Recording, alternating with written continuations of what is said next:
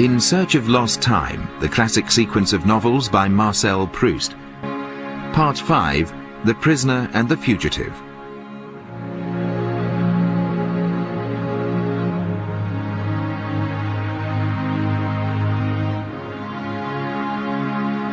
When I look back on those days after my return from Baalbec, with Albertine installed in my parents' apartment in Paris, what I remember most of all is how, late at night before leaving my room, she'd slide her tongue between my lips like a portion of daily bread.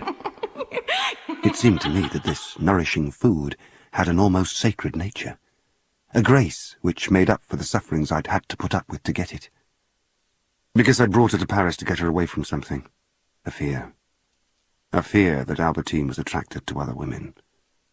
But though I kept her under surveillance night and day, the fear remained.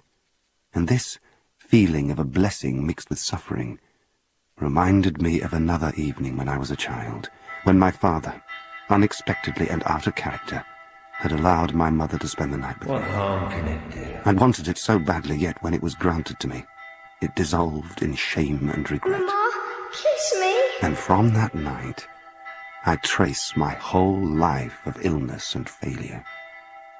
And now Albertine was with me, and there was no peace for me except in her compliance.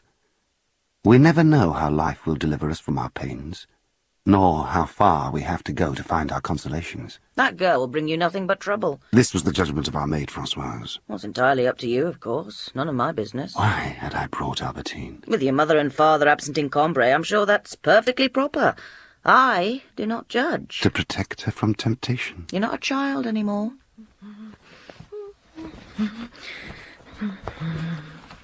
Where are you going, Albertine? Out? And where's that to? Bushy Mount Hill. You're going alone? With Andrée. Do you want to come? No. Come. It'd be lovely to have you. I've got to stay here. Ah. What? All right. I could come. It's foggy. Yes? It might get to your chest. I'll stay here. I'll miss you. Lovely man. And by bringing her to Paris, I imagined I was removing her from Gomorrah. I was wrong. Gomorrah is everywhere.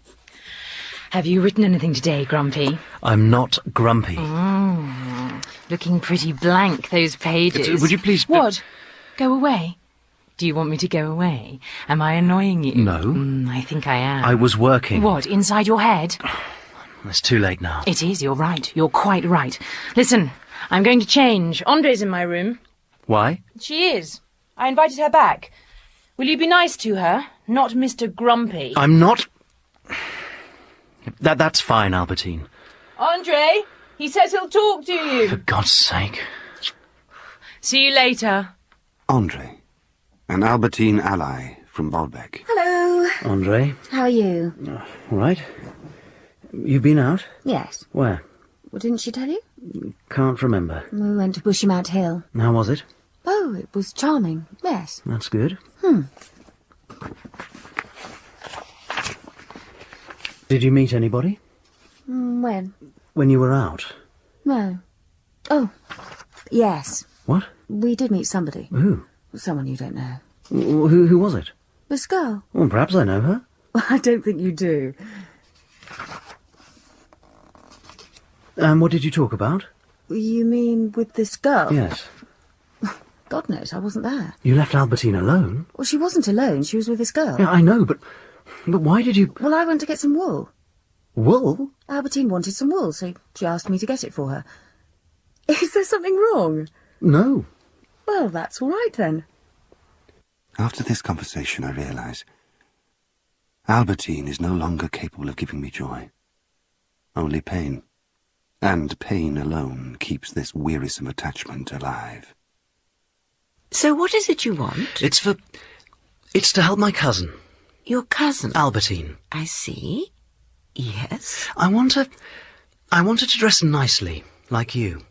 Could you advise me? I was no longer obsessed with the Duchess of Gomorrah. The young man who'd held such lofty ideals of her no longer existed. However, she still had her uses. Do you remember that night of the princess's party, when Swan was here, visiting you? Mm-hmm. was showing me something he'd written. I think so. You were wearing a blood-red dress. Was I? Yes, a sort of ruby blossom. Is that what I looked like? And it was very beautiful. I wanted to ask you, is that the sort of thing a young girl could wear? At a pinch. But it's a full evening dress. Yes. You told me your cousin never goes out in the evening. Does that matter? You want to buy her a full evening dress to wear at home? All right. Do you remember the first time you were friendly to me? The first time? Do you mean before which I wasn't friendly? You were wearing a big yellow dress with big black flowers. Same thing. It's an evening dress. And your hat with the cornflower? And all this is for your... Cousin? Cousin. You really like her, don't you? Yes. Where did you get that fur coat you were wearing yesterday morning? But you like it? Beautiful. But you're sure? Marcel, am I a fool? A cloak designed by Fortuny. I'll never take it off. All right. Why do you buy me so many presents? Well, you like them. Yes. That's why. Why? You'll wear it. Of course. When you're out. Of course I will. And you'll think of me. I always think of you. And it'll protect you. You see? That's why. But it was no good. I knew that. What is this love? Surely it's the need to have our sufferings appeased by the beloved, that's all. We love only what we don't wholly possess. If only this jealousy would go, I wouldn't need her anymore. I spent many evenings alone. I enjoyed it. Solitude. That's the only real time.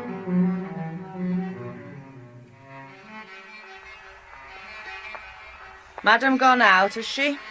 You saw her go. I'm sure I didn't. I was too busy. All right. You staying in? Yes.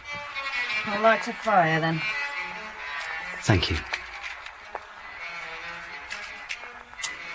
The wood smoke rich in memories.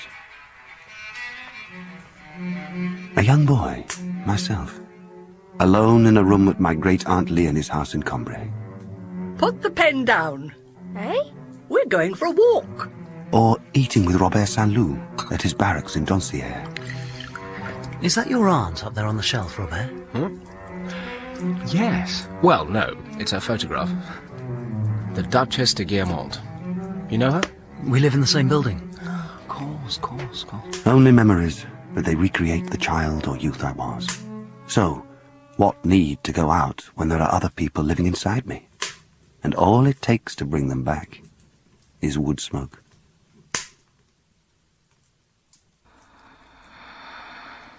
Albertine, are you asleep? The drowsy murmur of the sea on moonlit nights was Albertine asleep. Are you asleep? These were the best of times. Let me get down on the bed with you. May I? You don't mind? Stretched out at full length on her bed, no art could devise such naturalness. Albertine. Albertine. When I'm alone, I miss you, but when you're with me, I miss being by myself. I love it when you're asleep, when you're not looking at me. My darling. Because then, I don't have to live on the surface of myself anymore.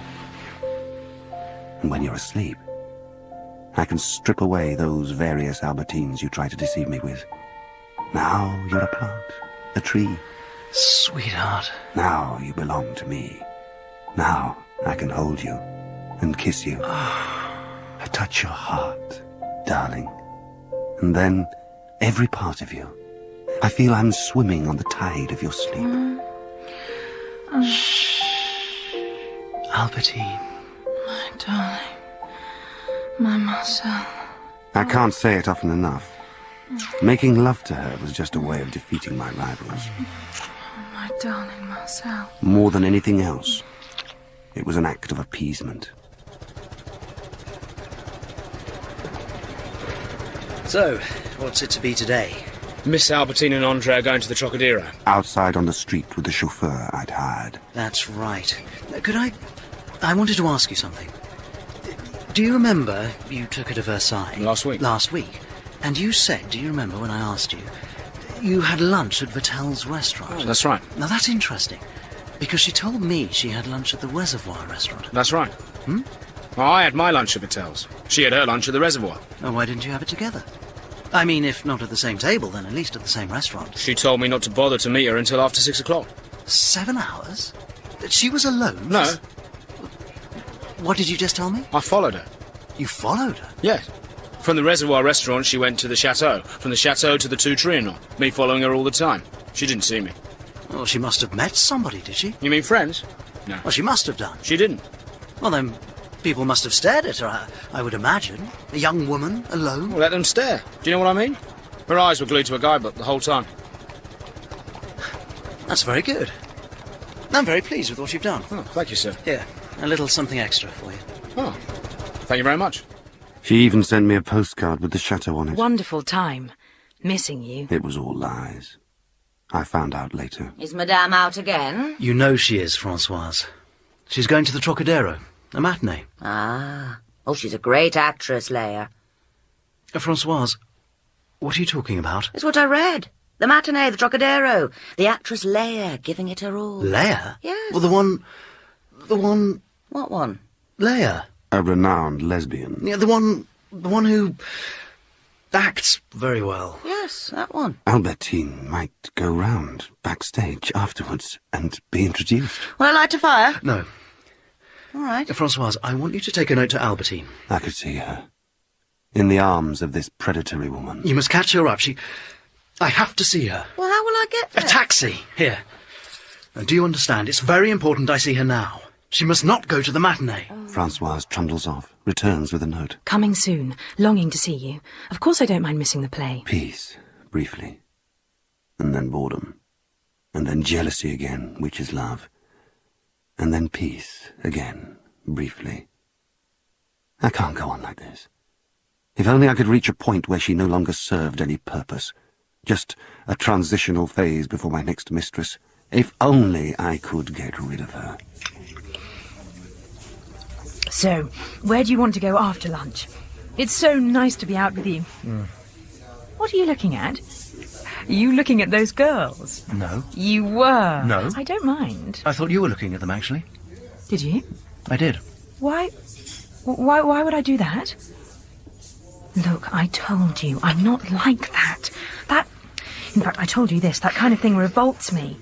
How can I prove it to you? It's all right. I was looking at you.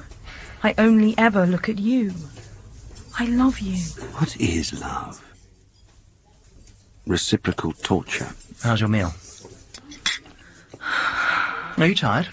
We'll go back, shall we? I don't mind what we do. I thought you'd like a drive in the woods. Are you happy? Mm-hmm. Tell me, honestly. I couldn't be happier. Can I get you something? I'm not hungry. No, I mean a dress. What? I thought you'd like a gown. A fortunee. No. Well, you like clothes. I've got enough clothes. Well, how about this for an idea? I've been thinking, how would it be if I bought you a yacht? This is instead of a dress? Yes. Well, no, you could have a dress as well. A yacht? Yes. Marcel? Or a Rolls Royce. I could buy you... No, stop. You're ridiculous. Well, it would be useful, wouldn't it? A yacht? In Paris? Well, we could moor it in Antibes. You'd like that, wouldn't you?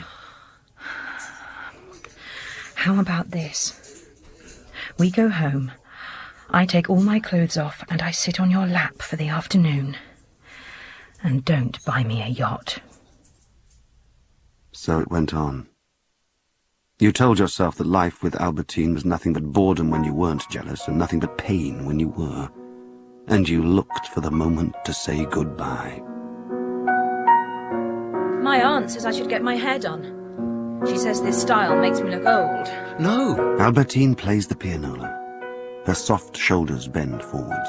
But you like it this way, don't you? Yes. A dowdy mistress attracts fewer looks. All right, then. I'll leave it. Anything for you. Another bolt on the door. It was only when she was docile like this that you could imagine breaking with her. You made plans.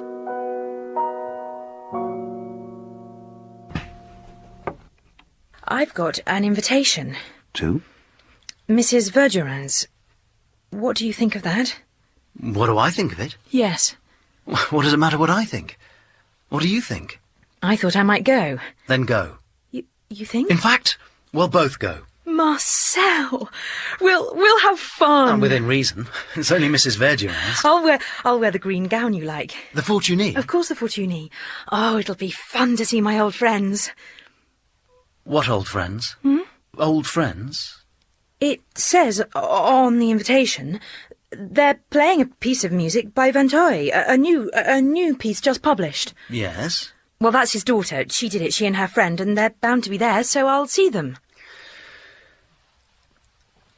These women. I told you about them. You can't go. What? Well, you can't go. Albertine, how can you? I don't understand. Their reputations. Surely. What? You can't see them. Oh. Well, what can I do about it? It's not my fault, is it? It's not. No, I didn't ask them to be there. I don't even know what they're doing there. What do they want? Where are you going? Just, it's all right. If you don't want me to go. No, I'd like you to go. I'd like you to. Yes, but... I couldn't possibly take that risk. I'm tired. I am tired. Good night. She went. Without giving you her kiss. You thought she'd come back. You thought she'd... You went into the corridor and listened outside her room. More story, Mama, please. Are you going to be a grown-up boy for me? It comes back to you. That small boy waiting for his mother's kiss. You promised. Kiss me. With the whole night to get through. Alone. All your life. You've heard that sobbing. You can still hear it.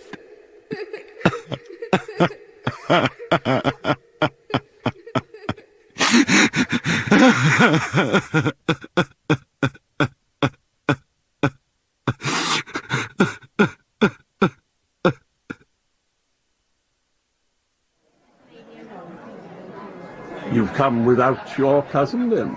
She doesn't like music. Very wise. Charlerus, you look tired, but a red spot in your cheek tells me you're excited by the evening's entertainments you've organised. You think so? Santeuil's daughter and company, with their reputation. Not that it would have mattered. How do you mean? They're not coming. Not? They cried off, Morel told me. How does he know? Oh, as the principal performer this evening, that dear boy knows everything. What's the matter? You've turned green. Each new doubt makes us feel the limit has been reached. Then we find room for more. Well, where are they then? Probably at some disgusting orgy. In Paris? Well, we're not short of orgies, are we? Leaving you to imagine. However, they have done a wonderful job on Santeuil's septet. Sorry? They've gathered Santeuil's manuscript together, which was in quite a state, arranged it for publication.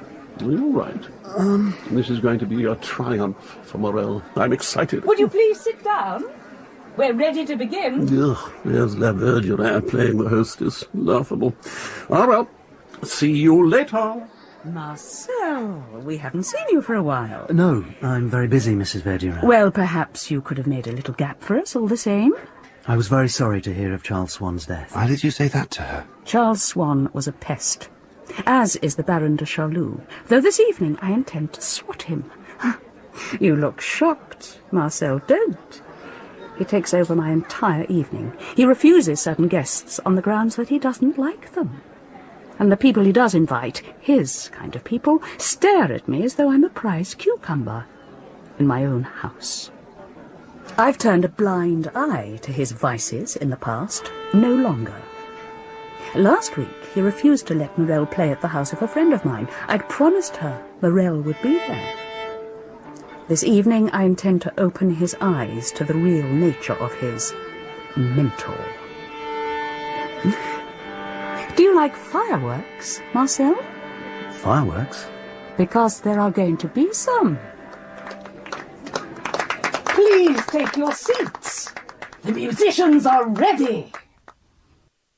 Santeuil, the composer, a sad, timid man from whom such music came. So small-minded, he wouldn't let Swann's daughter play with his own daughter. Amazing. This same daughter I witnessed. One blazing summer afternoon. They were doing it in front of his photograph. Then he dies of a broken heart, my mother said. And this daughter goes on to save her father's music. Music in which Santeuil still lives, huh? But where did it come from, this music? How did it appear in this sad little man?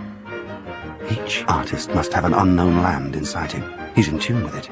Only he can describe it. I know what it is. The bliss of the beyond. It calls to me, too, and it proves there is something other than this emptiness. I can feel it, calling to me. If only I could interpret it, I'd know what I should be doing with my life.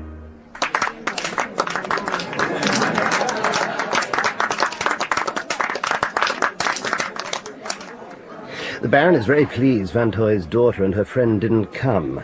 He objects to their morals. He's unspeakable. Brichot, take him outside for a cigarette. Hmm? I want to speak to Charlie Morel. Skinny Shanks hovers round him like a bodyguard. Don't stand there. Do it. You knew the poison she was spreading about Charlerus. Mr. Morel, a word. Wonderful play. Thank you, Mrs. Verdurin. Exquisite play. I'll have one of my headaches later, no doubt, but a small price to pay. Well... I wanted to speak to you as a friend. I feel I may. I'm concerned about something. It's not in my nature to avoid confrontations, especially in the matter of the protection of one I care for. Mr. Morel, I feel I must tell you that your continued association with the Baron de Charlerus will ruin your career. I appreciate your concern. Oh, please. I think you should know the Baron's often supported me. I don't think you realize the gravity of this. That man is tainted. The police have their eye on him. It's the talk of the Conservatoire. You ought to be making 100,000 francs a year. 100? Certainly. 200 even. And financially he can't help you. He's ruined. Is he? Don't you know he's become the victim of extensive blackmail? What should I do? I believe you're a man with a lot of character. Break off with him. He's told people you'd never dare. Break off with him tonight. Isn't that boy Morel wonderful? Mrs. Verdurin would like to speak to you, Baron. You couldn't bear what was going to happen to Charlerus. You were always on the side of the weaker party. I'm coming. Why didn't you warn him? Baron? Yes? I'm sorry. Sorry? Tell him she's going to crucify him. I'm sorry we didn't speak more. Oh, you sweet boy. Are you sincere? Come. I can't bear to watch. Baron! Importunate Brichot, we're coming! Here he is. Ah, there you are, Maestro. Isn't he lovely? Look at his tempestuous locks. Very soon they'll be awarding you the Légion d'honneur. Are we ready to go? Leave me alone. Eh? Get away from me, you fat slug. What? What is it? You hear me? Get away, pervert. What? You're disgusting to me. I don't understand. You don't understand? Why? Is your brain so diseased? You make me vomit. You understand that? No. My dear, what's wrong? I think Mr. Morel has been perfectly clear, Baron.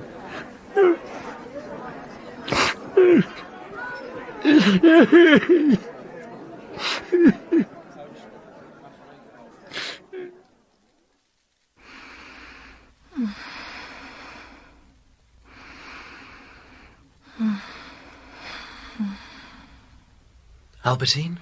Mm-hmm. Albertine. There. I had a very interesting time. Did you? Good. And did you speak to Vinteuil's daughter? You know, don't you? Tell me. You found out that I don't know them.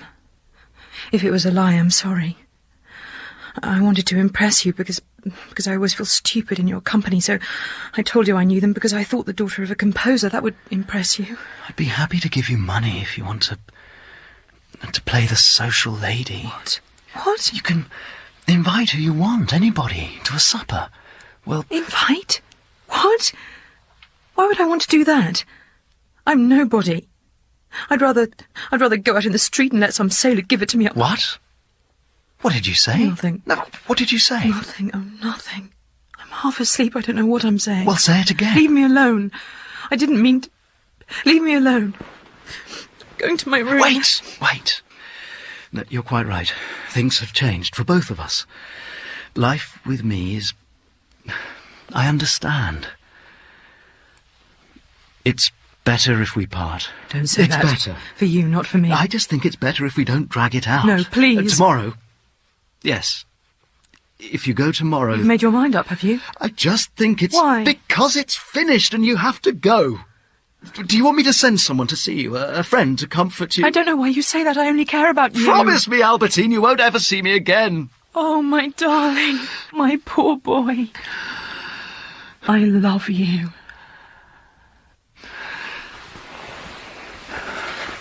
Take off your dress. No. I don't want to crumple. I'm so tired. It's too late. Tomorrow. We'll go shopping tomorrow.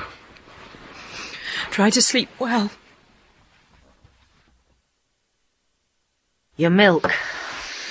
What time is it, Francoise? 10 o'clock. Just gone. I didn't know what to say to you. What? This morning at 8 o'clock, Miss Albertine asked for her boxes. I thought you'd be angry if I woke you. I told her to wait until you were awake, but she wouldn't. At 9 o'clock, she gave me this letter for you and left. Yes, that's fine. You were right not to wake me. Leave me alone for a moment. How ignorant you were of yourself. In your anguish, you became tender towards yourself as your mother had been to your dying grandmother. I'll find something to take the pain away. My dear friend, forgive me for not having dared to say to you in person what I'm now writing. I'm such a coward and have always been afraid of you. This is what I should have said last night. Our life together has become impossible. We could patch it up, but it would only break down again. So I think it's better now if we part as friends. Forgive me for hurting you, but don't think that I'm not suffering as well. Dearest one, I don't want to become your enemy. It'll be bad enough to become strangers by degrees. Goodbye. I leave you the best of myself. Albertine. A moment before, you believed you didn't love Albertine. You believed you knew the state of your own heart. But our intelligence, however lucid, can't understand the heart. She didn't mean it. She'll be back. She's trying to frighten me. You ordered a Rolls Royce and a yacht. I'll marry her. Of course. Of course that's what she wanted. You had to get her back. Of course I'll help you. Robert, listen. I want you to go to Touraine. That's where she is. Right. Staying with her aunt. Now listen, I don't want her to see you. So, who?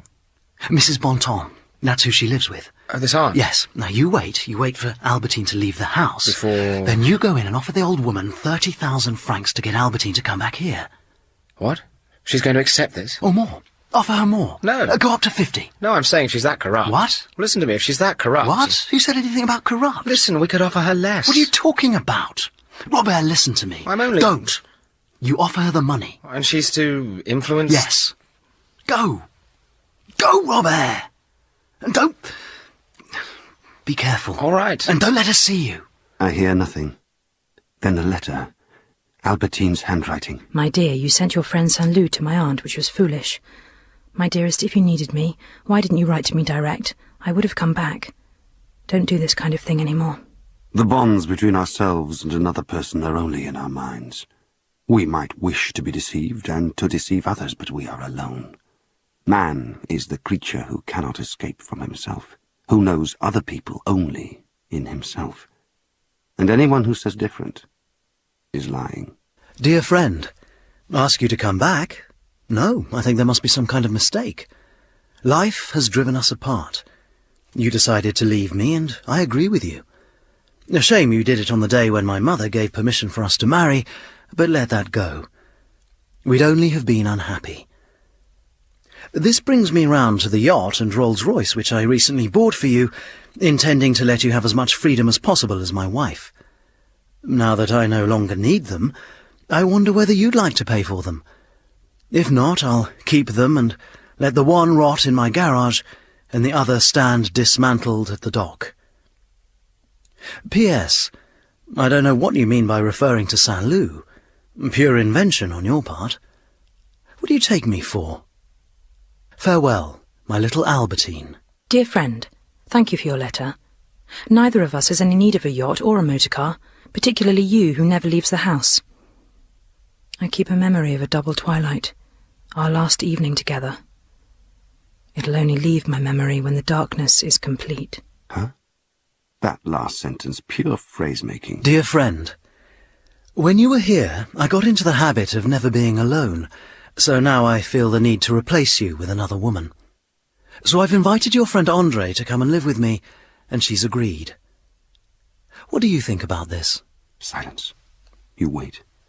In the end, you can't bear it. Dearest love. A telegram. Dearest love. For God's sake, come back. I can't bear it without you. Come back on any terms just so I can see you again. Please. Albertine, I love you. But she never came back. A letter arrived from her aunt. My poor young man. Our dear little Albertine is dead. Forgive me for breaking this terrible news to you who were so fond of her. She was thrown from a horse against a tree while she was out riding. We couldn't save her. If only I died in her place. You drew your hand over your throat, over your mouth. You felt kissed by her, but you would never be kissed by her again. Then, 2 letters arrived, written by her and posted before the fatal ride. Dear friend, thank you for telling me that Andrée is coming to live with you. I think it'll be a very good thing for her. I'm sure she'll make the most of your companionship. If you have any trouble with her, let me know, and I'll see if I can help out. The second, dated the next day. Is it too late for me to come back to you? If you haven't yet written to Andrée, please take me back. Don't keep me waiting for an answer. If you tell me to come, I'll catch a train today. Yours with all my heart, Albertine. Albertine. Albertine. The shock of the fall had killed her in Touraine, but not in my heart. She lived. We enter each other through time, and remain there in a series of moments, like photographs. These moments remain in us, and so the person lives on. Not only lives after death, but multiplies. To get over this, I would have to forget not one, but innumerable Albertines. Albertine. Marcel. How do you do? Jolly pleased to meet you. I saw you looking at us on the beach. And immediately the image of the seashore at Baalbek comes into my mind. Kiss me. Certainly. My grandmother died. I'm very sorry. Why didn't you write to me? I didn't write to anybody. Is there anything I can do for you? No. Are you sure? Are you sure? Slowly. Let me show you. Stay with me. Piece of cake. See? You remembered the pink face beneath dark hair. You could feel her against your lips which she'd try and part. Her tongue, its secret dewy flame. And you remembered her running it over the surface of your neck and stomach, caressing, somehow, the inside of your flesh. You remembered the mysterious sweetness of her love. I never knew you. Poor Albertine. I killed you. The same as I murdered my grandmother. At the same time, you knew you'd forget her. You'd forgotten Gilberte. You'd forgotten your grandmother. A forgetfulness as tranquil as the graveyard and just as inevitable. Will the morning never come? The sun breaking above the curtains, the same sun you used to see, leaving Albertine's room radiant and warm with her kisses. That sun, like a sinister blade, cold, implacable, thrusts into your heart. My darling, my Marcel. Yes. So... Oh, yes, I miss her. Of course I do, I'm not without feeling. You interrogated Albertine's friend Andrée, as though this might keep her alive. You want some more tea? No. It's a nice little room, this, isn't it? I mean, she was your best friend. You don't think so? One. Well, she was one of my friends. Of course, her death leaves a very big hole, don't get me wrong. I think I will have another cup. This real? What? This clock? Yes. Very nice. So what you're saying is you were close, but you... Yes. What's this about? What do you want? What do I want? What do you want? She's dead. So, there we are. And we're living. Would you ever perform for me, in front of me, those things you and Albertine used to do? Things? I'd be interested to see that. Oh, well. Well, actually, no. Why? I don't have those tastes. I don't have those sort of tastes, and neither do any of my friends. I find that hard to believe. Really? Are you saying you and Albertine... Never. I don't know why you're denying it. I don't see anything wrong in it. Oh, good. Listen, I never did anything like that, and neither did Albertine. She detested that kind of thing. People have told me. People? They lied. You tried to replace her with other women. Come in. Nice. Would you take your clothes off, please? You're in a terrible tear, are you? I don't want to talk. All right, you're paying. That's right. I want to call you Albertine. What? When I'm in bed with you, I want to call you Albertine. Anything you say. There. That's me. How'd you like it?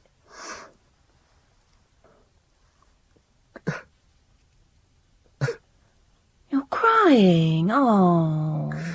Someone break your heart? Albertine, look at the stars. You see them? Come back to me. I give you all my love and the tenderness I didn't give you when you were alive. Come back to me. I give you my love as consolation. Now you're no longer alive.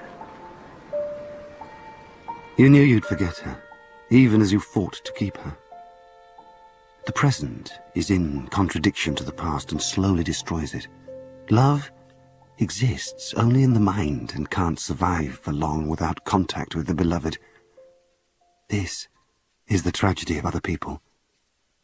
They're just showcases for the perishable collections in your mind. Soon she'd be gone.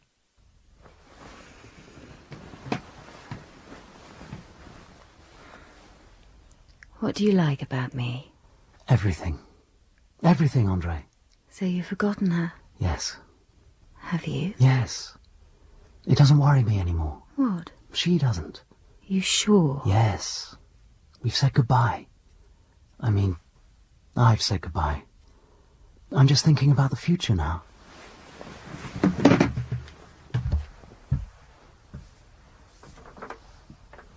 What's this? It's a pianola. Oh. I don't want you to play it. Did she? Listen, I'd just rather you didn't.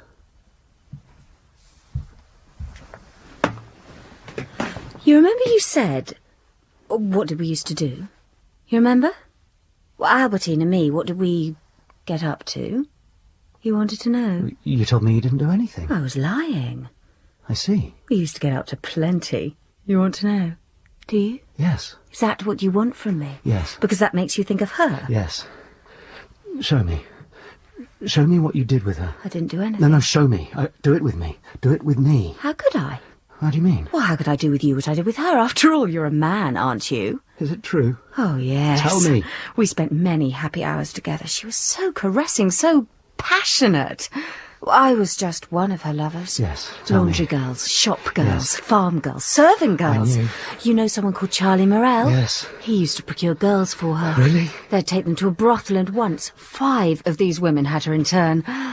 Oh, yes, that was Albertine. It was a passion with her. Once you nearly found us. She couldn't help herself. Well, she couldn't bear to say goodbye to me without taking me to bed, so we went to bed here, in this room, and you nearly caught us. She turned out all the lights, so you'd have to search for your key.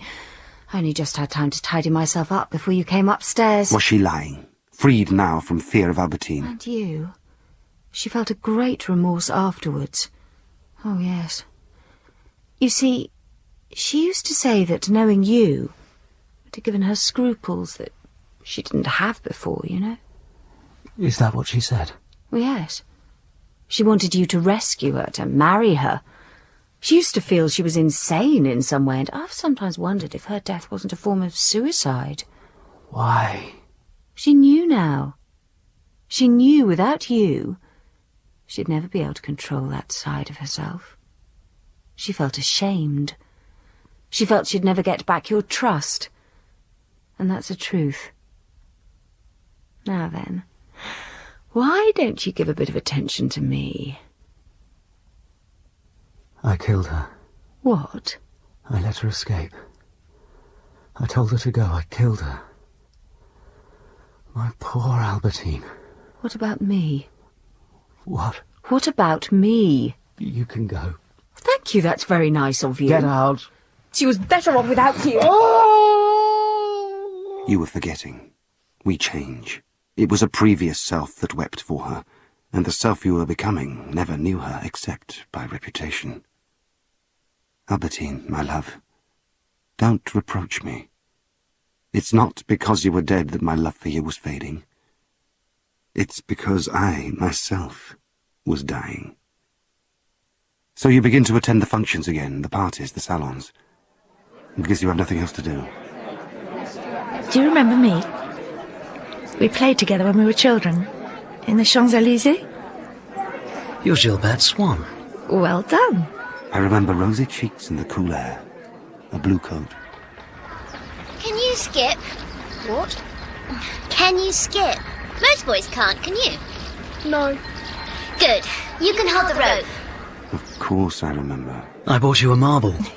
Yes, you were keen on me, weren't you? How are you? I'm very well. I was sorry to hear about the death of your father. There'll never be another Charles Swan. I don't talk about my father. You understand? Swan would have loved to have seen his daughter there at the Duchess of Gomorrah's party. But if he'd hoped for immortality through her, he was mistaken. And your mother?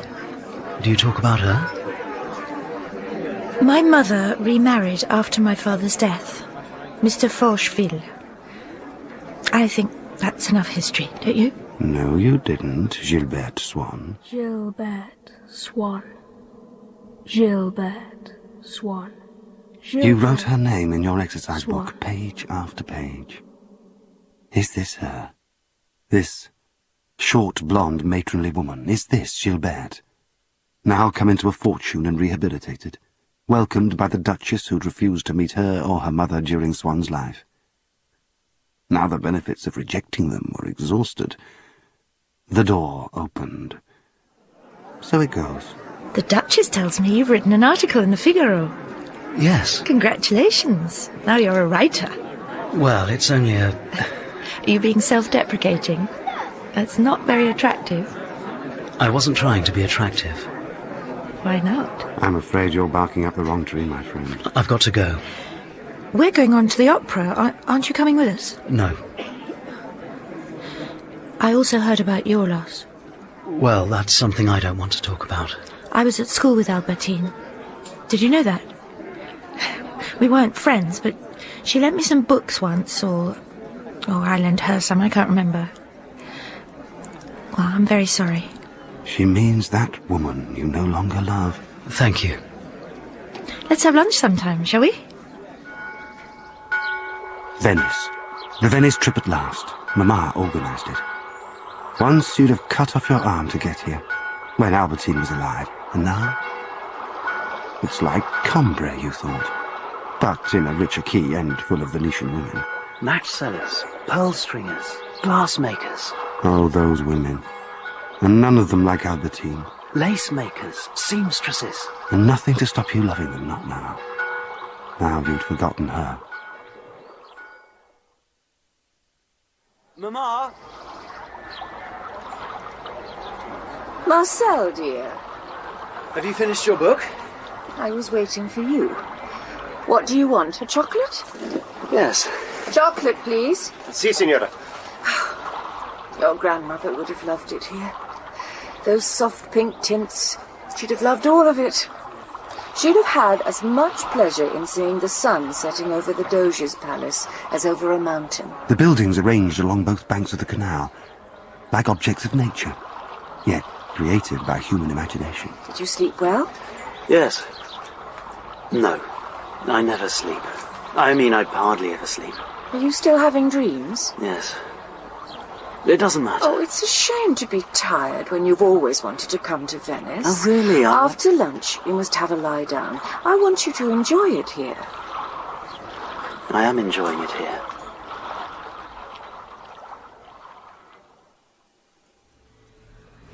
Could I have my room key, please? Signor. And a telegram. Thank you. The message, filled with inaccurately transmitted words. My dear friend, you think me dead? I could make out... Forgive me. What? Forgive me? I am quite alive.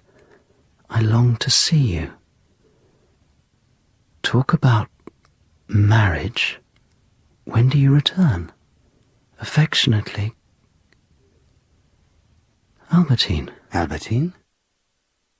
She had been only a bundle of words in your head, yet though those words were dead, there was no sudden resurrection. News that she was alive didn't cause you the joy you might have expected. Albertine? You felt nothing. The self that loved her was dead, and had been replaced by a different person. This is more disconcerting than the fact that we are 100 different people a day. You didn't want her back. In the Accademia, you stand before a painting. The Patriarch of Grado, Exorcising a Demoniac, by Carpaccio. Under a rose-pink and violet sky, a shore swarming with Venetian life, a barber wiping his razor, a negro with his barrel, Muslims conversing, noblemen in damask robes and hats of cerise velvet. And suddenly, gnawing at your heart, what is it? Those cloaks, worn by the noblemen. But you like it? Beautiful. But you're sure? Marcel, am I a fool? A cloak designed by Fortuny. I'll never take it off. The designer Fortuny must have seen this painting. You'll wear it? Of course. When you're out? Of course I will. And you'll think of me? I always think of you. And it'll protect you. You see? That's why.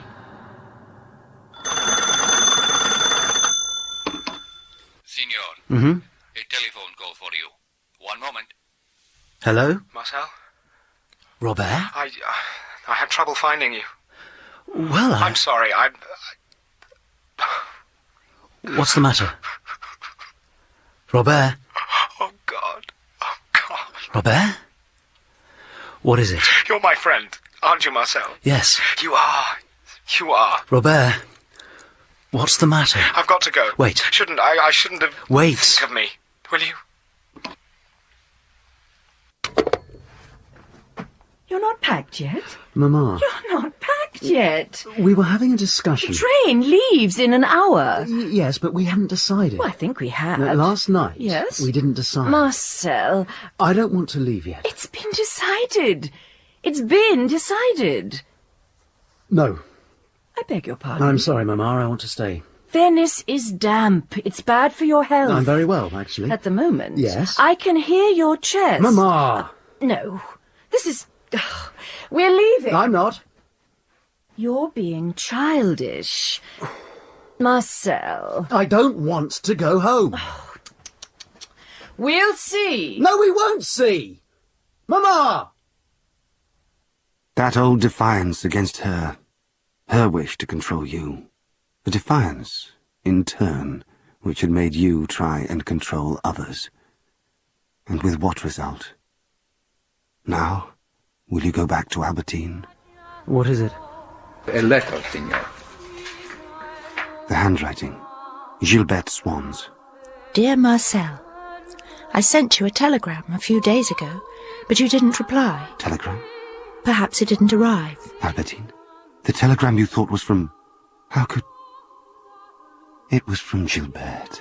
The clerk who'd taken the telegram down must have mistaken the G in her name for an A, and her other looped letters for Ian.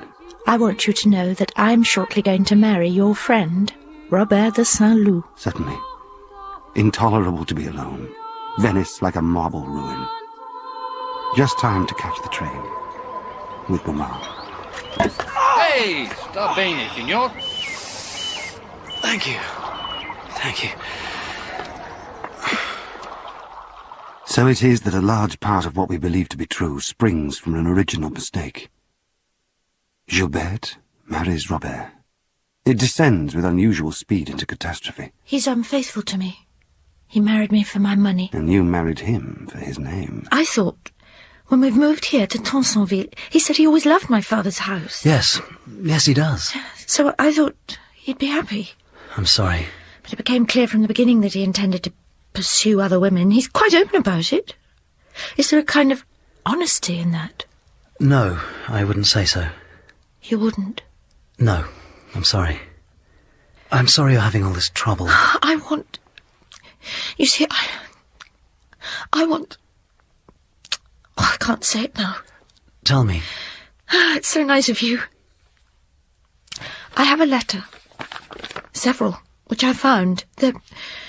I've stooped to looking through my husband's cupboards. Looking... Why do we need evidence for what we know already? Letters? I want to find out who she is. They're signed Bobette. You want me to try and... to find... Yes. Do you remember you once begged for my love?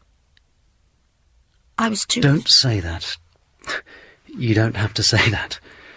When's your baby due? 3 months. Here. Give me the letters.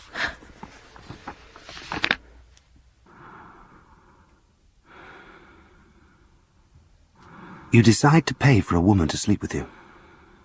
Some people need the aroma of pine forests. You need a woman next to you at night. And during the day, too, in the carriage, she must always be with you. You no longer love Albertine, but some habits survive the person who created them. And one morning you go to see the Baron Charlerus, another victim in love's endless war. Now, looked after by Jupiter. How is he? He's angry all the time. Angry? Oh, it's a shock to him, a heart attack. So he's chosen to ignore it. But he's better? Yes. Nice of you to visit. Many haven't. It's all right. Listen, I've got some letters. A friend needs to know where they've come from. You understand? Yes. They're signed Babette. No wonder. Have you heard of a woman who uses that name? Woman? Yes. Well, you've been around a little longer than that, haven't you? I don't understand. Babette is the name used by someone you know, Charlie Morel. What? No. Well, he sent them to your friend, I think. Saint-Loup? Saint-Loup isn't like that. Isn't he? No. Oh, yes, he's got a string of mistresses. Oh, well, he's rampant, multiply unfaithful to his poor wife. He's in love with Morel. I'm telling you. No, he isn't. He adores him. And how do I know this? Because Morel left the Baron for him. That's Morel for you. I'd tell your friend to get out of it as quick as he can before Morel puts the boot into him. Looking back to those days in Baalbec when I first met Robert, I can't help but think of this tall and handsome man, blonde-haired and noble as he walked across the lawn towards the Grand Hotel with his hand outstretched in greeting. Nor could I help but remember his many acts of kindness to me, or his delicacy of feeling. I reminded myself that I no longer believed in friendship. And yet, when I remember those evenings with him at Doncières, and our many subsequent times together, I don't know why, that I can't stop myself crying. Yet, last night, I woke at midnight with one name on my lips. I felt she was next to me. Memory lives on in the body. Albertine.